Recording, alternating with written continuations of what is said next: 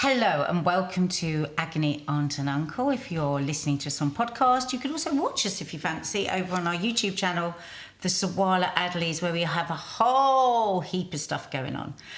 Wherever you're listening to us, can we just ask you that you like it? If you like it, share it if you feel like sharing it. And it means a lot to us. So we haven't been here for a few weeks. It's been a bit of, it's been very, very busy, but we are back.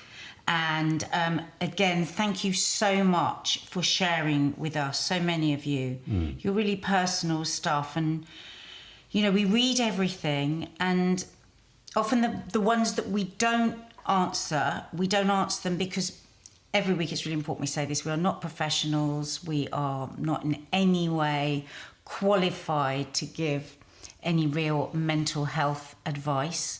All that we do here is try and share our experience and to maybe guide you and lead you to where you could get more help. Think of us as an aunt and uncle. You've come around for a cuppa and we're just chewing the cud with you over our thoughts and feelings about what might be going on for you.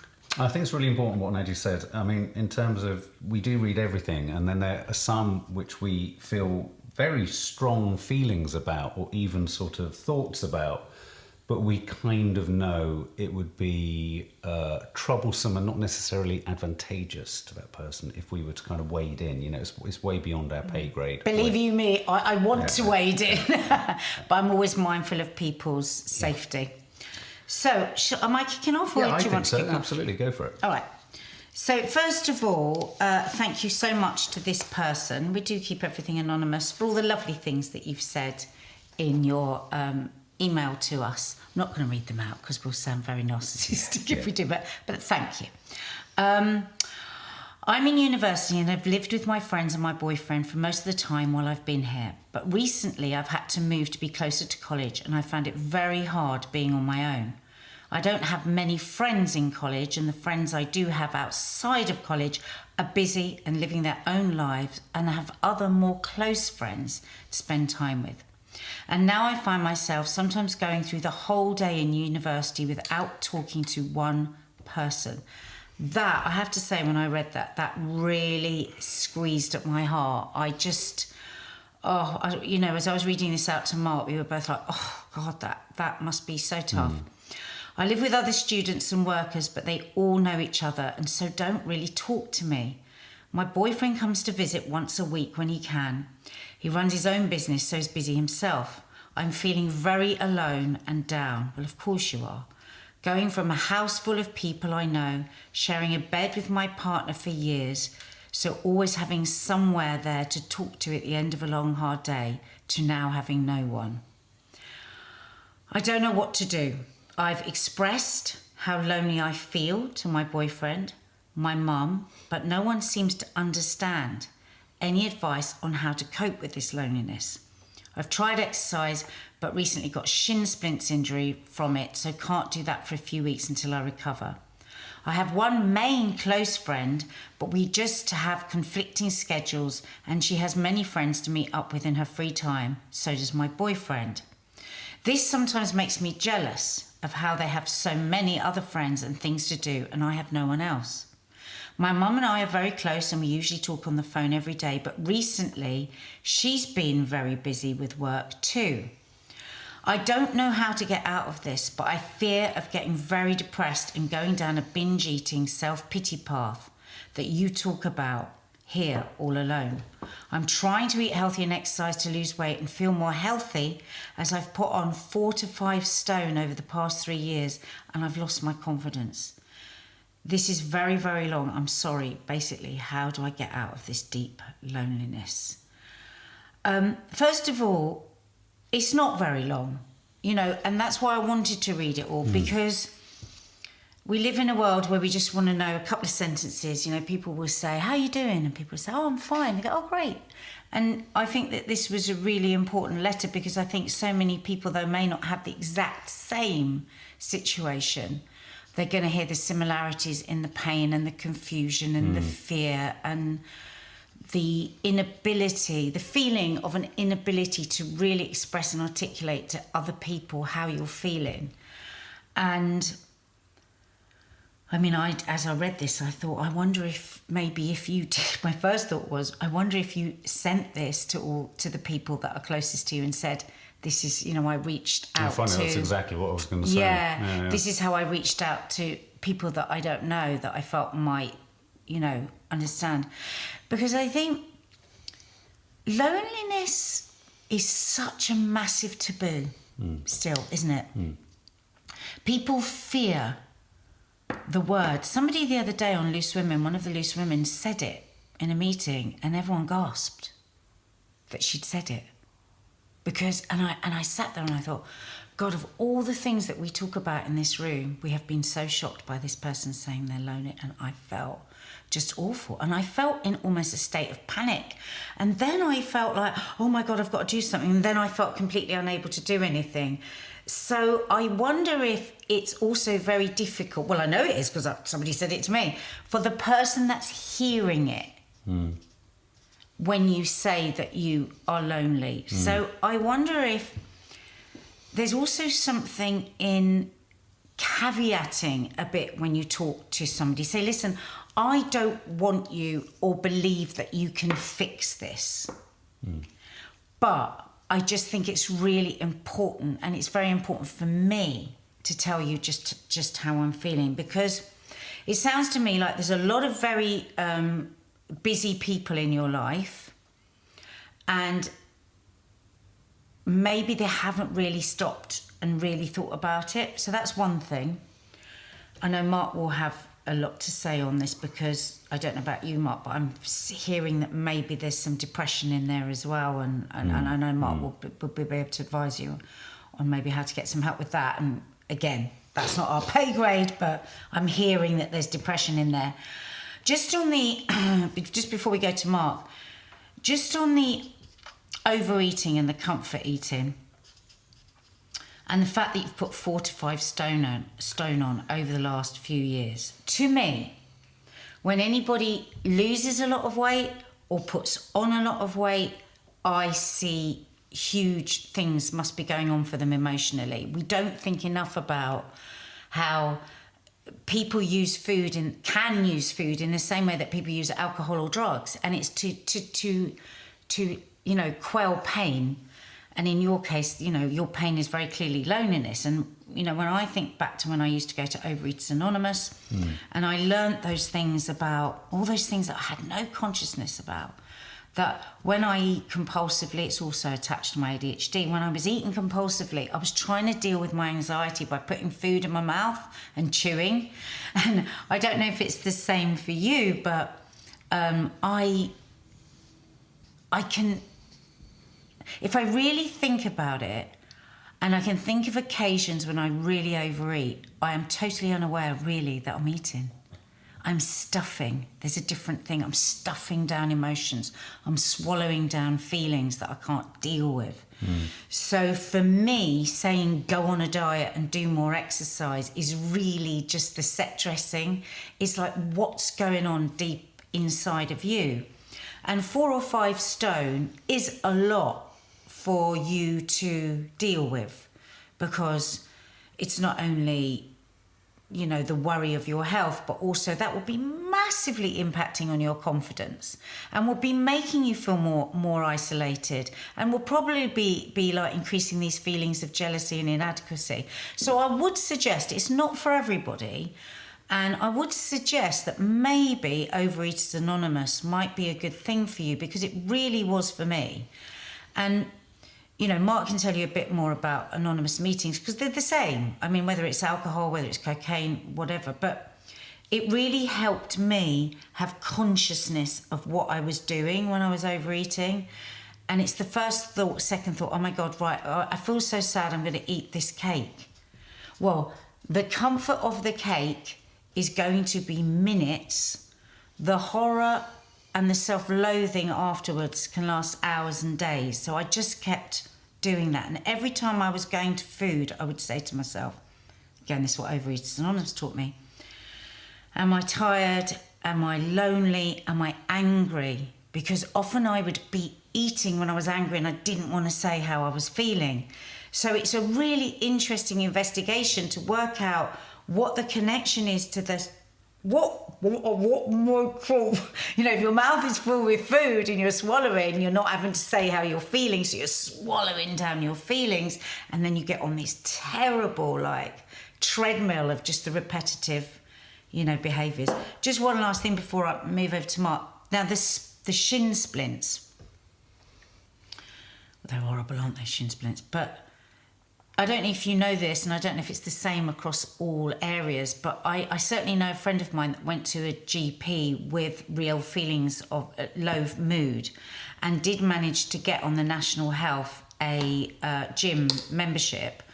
And if you could work with a trainer, I don't know, you'll have to look into this, but even if you can't get a trainer you know, at a gym, if you go up to, you know, somebody that's working in the gym, they will always help you find a way to find some exercise where you don't have to work your injury. So, for instance, sitting down and, you know, lifting weights, you can do with shin splints. And the only reason I'm saying this about the exercise is not about your weight, not about getting thinner, but about that fantastic, you know, release of free, happy hormones, legal drugs that your body can produce. And you know, maybe you really need a bit of that, a bit of pumping up. But yeah, I'm going to hand over to Mark now because I know that you will have a lot to say. On low mood, you know about that.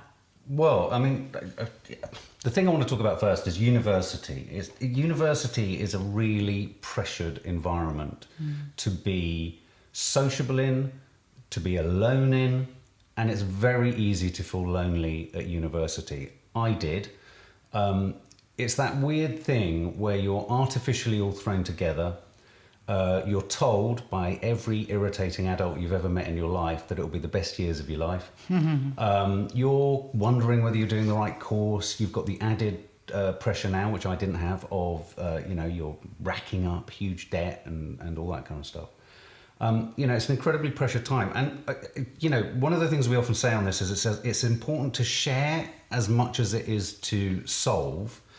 Because I think by sharing, there may be that comfort in going, oh, right, oh, okay, all right, even Mark. Now, in my third year at college, I admittedly was in a relationship, but the contrast between that last year and the first year was so stark. I had huge swathes of feeling very lonely as a couple, but also as an individual in that relationship. And I know that's slightly different, but you've got a boyfriend too, admittedly not at college. So one of the things to say is, don't feel like, I'm marked as, you know, I'm failing somehow. Because I think something about university and going to college is if it's not zinging and hitting all the right notes and ringing all the right bells and all that kind of stuff, one gets a sense of failure. That then embeds itself in you. You then begin to exude a sense of kind of isolation and you know what I mean. All that sort of stuff starts to kind of encroach upon you and compound the problem. So that's university. It's not unusual to feel lonely. It's a very difficult place to feel like you belong. You have a boyfriend. I was thinking about this. I was thinking about sort of pragmatic things. What would I have done in this instance? I mean, one of the things I was wondering was whether you have friends, people are busy. When your boyfriend does visit, maybe because you're so sort of desperate for company, you're erring on the side of really sort of spending time together, which makes sense. But if you're in a loving relationship and a supportive relationship, it might be not a bad idea to see if you can...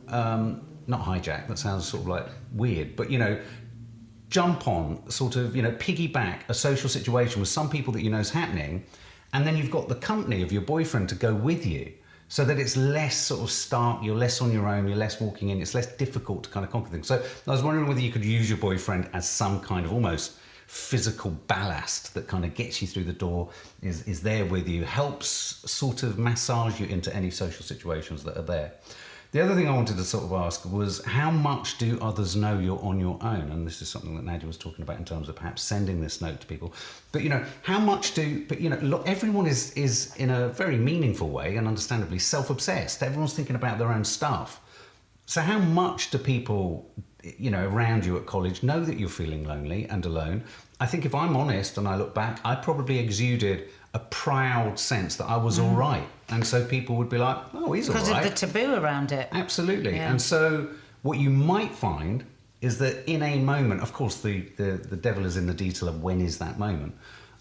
If there's a moment where you just reach out to someone and say, God, do you ever feel kind of like a bit on your own down here? You might find someone falling over themselves to kind of go, yes, I do feel like that.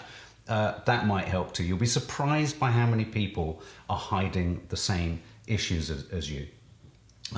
Yes, it sounds like there's depression crept in. Yes, it sounds like, just from the way in which you describe your relationship with food, but also your relationship with exercise. If you've got shin splints, then you're clearly compulsively kind of exercising in a way that I have done and sometimes still do, which is addictively. Now, I think the solutions for you perhaps lie actually in two of the problems that you're identifying. So shin splints, injury, okay, got to get past that first. Find a running group, see if there's a running group locally. You don't have to pay for gym membership. You can go at any rate. There'll be people that, that's another way of perhaps, broadening your social circle. And as Nadia says, in terms of Overeaters Anonymous, 12-step programs, again, there's this fear, and I get it. I still get it now, and it's a struggle for me to walk through the door. Oh, I don't want to be seen as this, or I don't want to be... It's anonymous. You're not going to be seen as anything by anyone. You're going to be, you go in, you can share some of your issues, but most importantly, you will connect with people who you might come out with. Make friends, exactly. So do you see what I mean? In the two potential dilemmas that you have, or problems, exercise, injury, obviously get past the injury first, and overeating, there may be actually social possibilities there. And the other thing I would say as well is, I've just made a note here, are you following social events? I think one of the other things that's really difficult at university, and it is specifically about university, is there are posters. I used to put the fly posters up for all these gigs. There are posters everywhere telling you there's this event, there's that event. And your assumption is that everyone is going to all these events.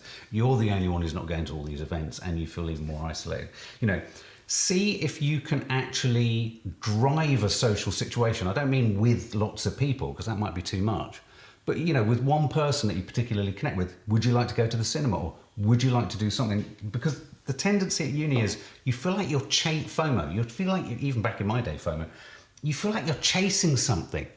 And your social sort of dilemma is being dictated to by the social calendar of this institution blasting stuff at you, whereas actually step aside from what the uni is saying and what they're promoting and just go, actually, you know what, would it be really nice just to go for a walk or go for a run or go and see a film with someone else? It's just a little kind of re-skewing. You know what makes me sad just listening to you, because I would never have known you would have been you've never said to me you were lonely at university. I was possibly the loneliest I've ever been in the last year at college. Yeah, when you think about how many other lonely people there will be in her university. Yeah. I mean, it's such a shame that they don't have Loneliness Anonymous at university. I mean, I don't know what sort of group where you can just turn up if you're lonely, but it is so, because of this taboo, like it makes it so difficult for lonely people to reach out. But I would suggest there are more lonely people in the world than non-lonely people. It doesn't matter if you're in a crowd. You're going to see people in pubs, and there'll be all those kind of uni people. There'll be people who are extraordinarily lonely because they don't feel they're actually with the right people.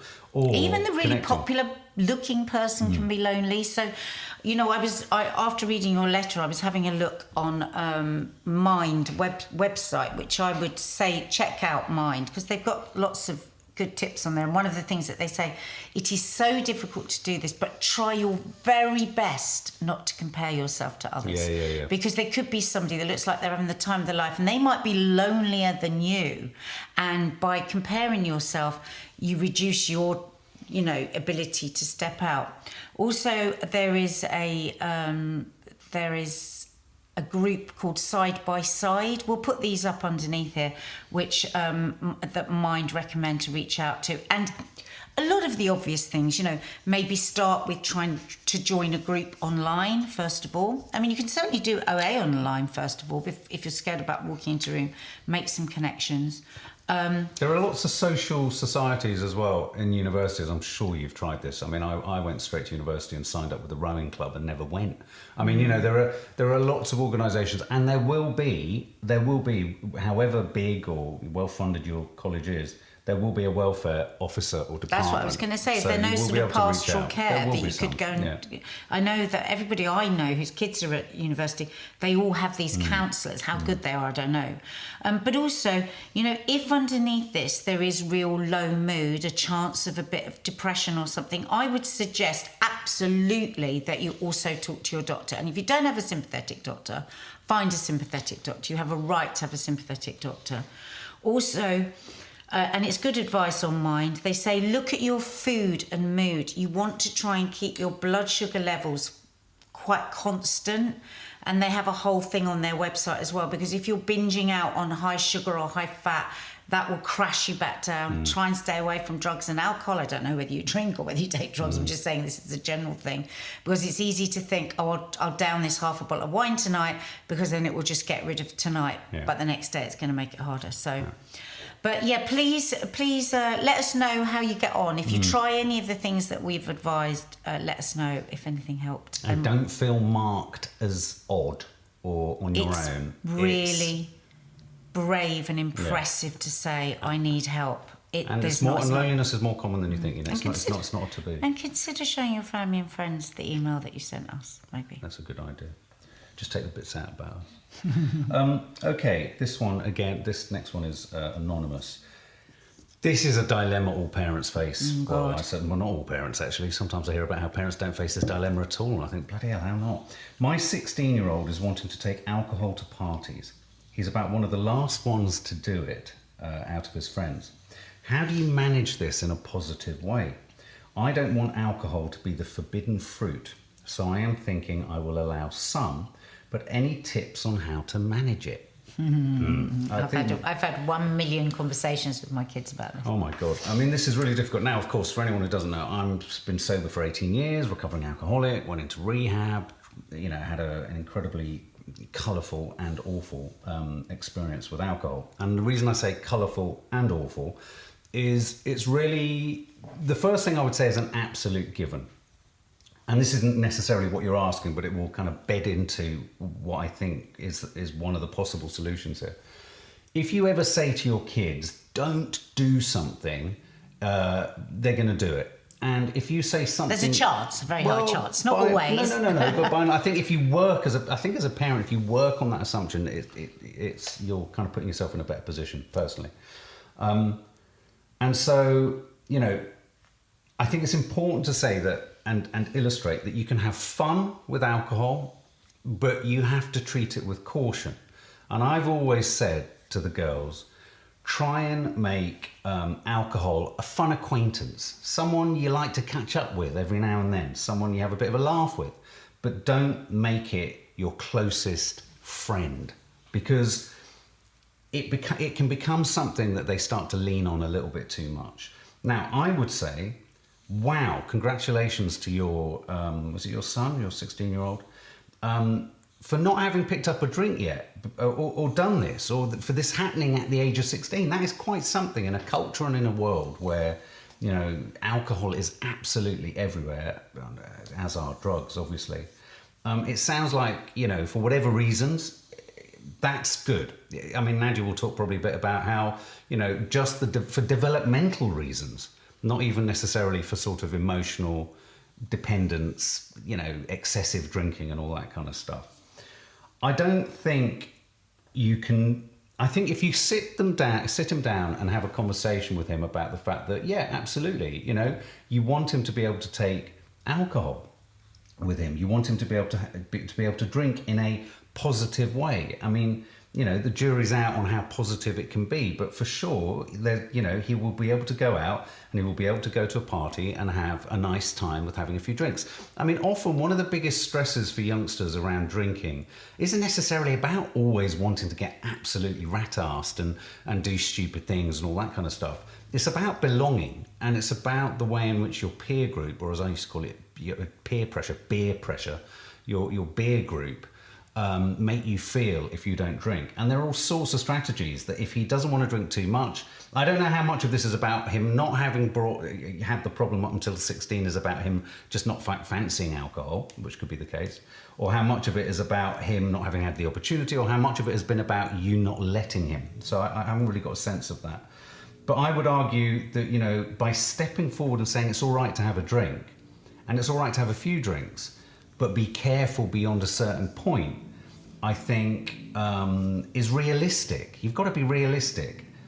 Nadia makes a fair point. You don't necessarily promote it, but I think turning up to a party with a drink, being seen to have a drink, and you can make that drink. Check out the series on Netflix, Beef. There's a very effective and funny scene where a young guy pretends he's drinking and isn't drinking, and everyone around him gets really drunk. It's very funny.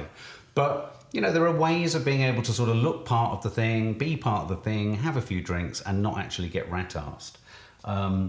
I would say, you know, you manage it by just being honest and being frank, and by saying, yeah, absolutely, take a few drinks. It's fine. You take the kind of rebellion out of it. This is funny because I disagree with so much of what Mark just said, which is good. Because, first of all, I think I've realised we're totally out of touch with how young people drink compared to how we all drank as young people. When I was growing up, there was no vodka. I mean, just vodka wasn't at parties. I don't think I even knew about vodka. Whereas, because I do have a very open relationship, the girls do tend to talk to me more about alcohol because of Mark's sobriety. You know, my God, when they actually tell you the truth of how young people drink, it is terrifying. And it's large amounts of vodka. And when they say a drink, oh, I had a vodka, what they're talking about is they love to all use these red cups that they see in American movies. And when you drill into what is a vodka? That's what I said, what is a vodka? And they go, oh, it's like that much with that much fizz on the top. And I'm like, do you know what? Actually, let's get a measure out. And so I actually got a measure out, and I said, do you know that this is what a measure of vodka is? And got like the measure out. And they were like, really? It's like, yeah, it's like a tablespoon. And actually, it was a real revelation to them. So first of all, I would say to you, you know, there's going to be all kinds of alcohol there.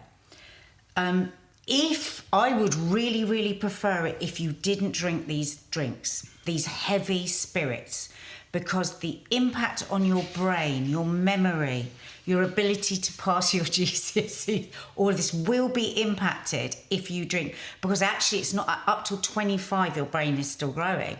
But I say it in a very casual way. I don't sit them down and have the serious conversation because they just want to get away from it.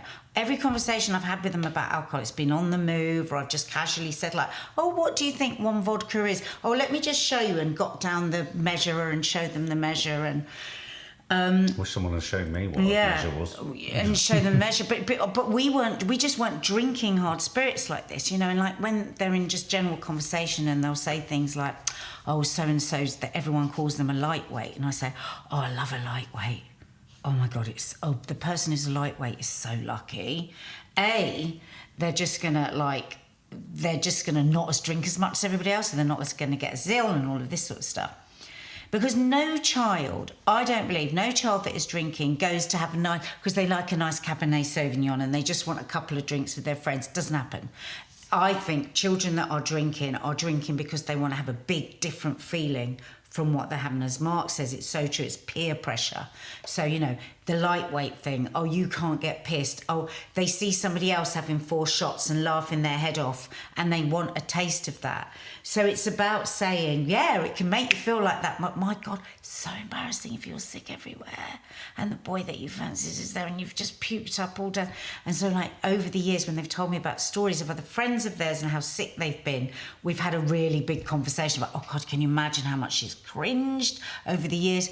So it's that really difficult line of not everything being about a lesson, but it's about being in a conversation, a chatty conversation with them. Because I think you can say all day long, take 2 ciders and sip them through the night. But when that pressure comes in, you know, and I've said to my daughters, you know, and there's one of our daughters very much that really, really doesn't like alcohol and doesn't like the feeling of it. And I've said to her, watch them do the first shots, because really after those first few shots, and you said this to them as well, nobody actually knows what you're drinking. But that's what I'm saying Yeah. about the strategy of like looking like Yeah. you're drinking more. I mean, I don't think I disagree with you. I mean, no one's going to go and actively not have too many. But They want to get drunk. Yeah, but They want to I get suppose drunk. maybe in a way it's about a two-pronged attack. I think all I'm suggesting is if you try and demonise drink from the get-go, and that's your only approach to it, and that kind of chimes with you saying make it not a lesson, you're gonna drive. I personally think you're gonna drive them to drink more. I think, yeah, by stealth, drop those kind of, you're gonna look uncool. It's gonna be a bit of shame. You're gonna vomit. But kids are gonna, the vast majority of kids are gonna do it anyway. And that's why I think it's so important. And we always say this to the girls. We don't want you to drink heavily for all kinds of reasons. We accept that there may be times when you just want to, or you feel the peer pressure, but reach out to us and tell us. And I've had a conversation with the girls, well, not both of them, but I've had conversations with the girls over time when, they've drunk and they didn't want to drink or and there's been no recrimination. I've not told them off. We've talked through what happened, what led you to that, what happened just before, how did you feel afterwards, and then hopefully that won't happen again. So It's a fine line though, because if you say a little bit I mean, you're right, because one of the credos I think we've lived by a bit is, look, if you get into a really kind of tricky situation, you've drunk too much, or someone you're with has drunk too much, things have got out of hand in some way, always feel you can call us. There will not be a telling off first and a judgment first and a how and a why and a what. That's just worrying about their safety. And also that will make them not feel they can reach out. They've got always, I think it's incumbent on you as a parent to say, look, there's always a safe route out if you get in touch with me. I mean, I think it also does depend upon your family's attitude to drink as well. I mean, we're in a very unusual situation where I'm sober. I make a big point of I can't pretend that there wasn't a huge allure to drink to me and that I wasn't drawn to it, because otherwise I wouldn't be a recovering alcoholic. I had to go through a journey of sorts. So I try to be candid about it. Obviously, as you're sort of like saying the thing about which drinks would you prefer them to drink, of course, one would obviously prefer them to drink lower alcohol drinks, take drinks in, that aren't these kind of vodkas and all that kind of stuff. But I tell you now, there is nothing more difficult as an adult sitting amongst, in our industry, in any industry, a bunch of people all looking to just kick back, not necessarily looking to get drunk, but just looking to kick back, and the drinks flow and the drinks flow and the drinks flow. For example, you were at an event the other day which looked like great fun. I couldn't have been there beyond a certain point because everyone will get to that point. So what I would have had to have done in the past was have a drink. So why is it any different, if not worse and more difficult for kids? So I think you have to be realistic. Do, as Nadia says, have sort of chats by stealth. I also think that you kind of say, yeah, okay, well, don't disallow it, don't try and prevent it, and just give as many words and sort of, statements of caution. And I mean, again, this is just care. what we've done with our children. So your child could be a very different sort of person. Like one friend of mine, her son is really unusual. He really, really doesn't want to drink, and he leaves the party early. And it's not, I think too often in this country, we just say to all children, oh, well, you'll be going to university and you'll be getting pissed every night. And it's almost like sometimes they don't have the option. Yeah. So the thing is the other thing we've always said, a lot of young people do want to get pissed. You might be one of those people. You might not. Give them the chance to not be like everybody else. Yeah, and I think we all have to be realistic as parents, don't we? Like doctors are. Whatever somebody says to a doctor that they're drinking, they triple it. And I think it's often the same with their kids. And I think it's also, but not all kids. And I think it's also really just a point, because you're asking about how to manage it. But really, it's not just about managing it in a positive way for your son or child.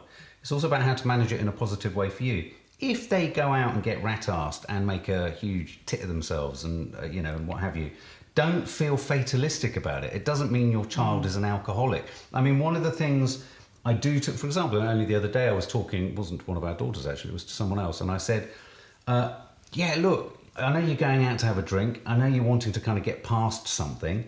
I said, try and have a drink from the POV of being excited and delighted about what's going on for you now. Look at the positive. I said, I know it's easy to say that because drink is a depressive.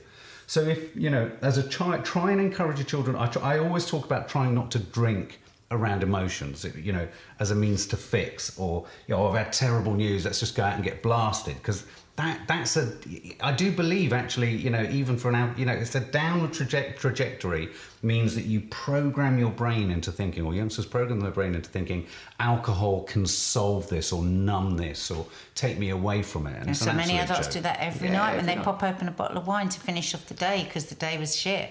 Yeah. And so also your own behaviours around alcohol, you are the greatest influencer on your children. So Mark is sober.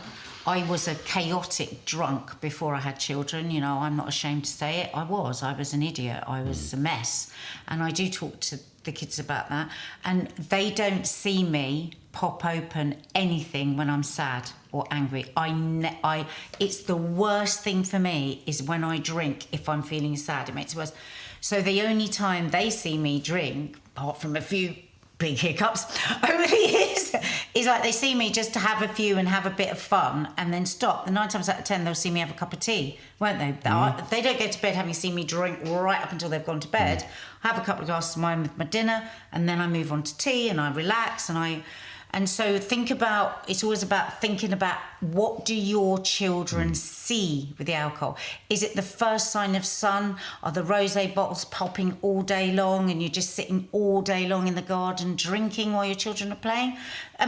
These things do make a difference. Yeah, simple little things It's the culture within your own home of exactly. alcohol. I think that's a really important point. It's simple things like, if your kids wake up on a Sunday morning and they see bottles of wine all over the table that you've just had with your partner or whatever, and half-filled glasses of wine or what have you, that stuff goes in. And also the other thing I would say, I have little choice in this, is to demonstrate you can have not just a laugh, because that sounds really, excuse my language, that sounds really trite. Oh, I can have a laugh. Actually, you can be batshit pretty crazy, and you can be off the wall, and you can be unpredictable, and you can be totally inappropriate, which lots of followers of the channel will know I am, without having a drop of alcohol in you. Because I think a lot of youngsters, when I look at how the kids talk and how their friends talk, for many, alcohol is seen as a gateway to silliness and games and truth or dare and all that kind of stuff. But if you can try and get into your kids' lives the idea that, you can do that with a drink, but you can also do it without a drink, there won't be that attachment of a good time is only a drink. The best way for them to learn that is not you sitting down and telling them, but to show them. It's like you don't have to drink in the garden all day every time it's a sunny day. Yeah, or we're talking very generally here. Yeah. Or like you don't have to every night have a drink. Or maybe sometimes if you really do want to drink every night, maybe just don't show them every night. Honestly, or you can put dance, it in a teacup. Or you can dance really badly without a drink in it. Yeah. Put some music on and act like anyway, thank you for that. Yeah, because it made us rethink as well, and it's good. It's really good because, we're always reevaluating, isn't it? How do we help our kids navigate their way through this latest bloody thing? We're always, Mark and I don't have a single day we don't question what we've done or what we're going to do in the future as parents. So it is an ongoing conversation. So thank you for letting us have the conversation again. Thank you very much. Right, well, thank you. I do love these podcasts. Yeah, I really do. They really make me think. And, as I said... Useful to us as much as I hope it's in any way useful to you guys. But it is that thing of sharing similarities, your own experiences. It's interesting, this whole one on alcohol. There's no one size fits all. In anything in life. Anything. So, anything. Yeah. Anyway, thank you. Please subscribe to the podcast or the YouTube channel. And we will see you next week with How to Stay Married So Far. If we're married.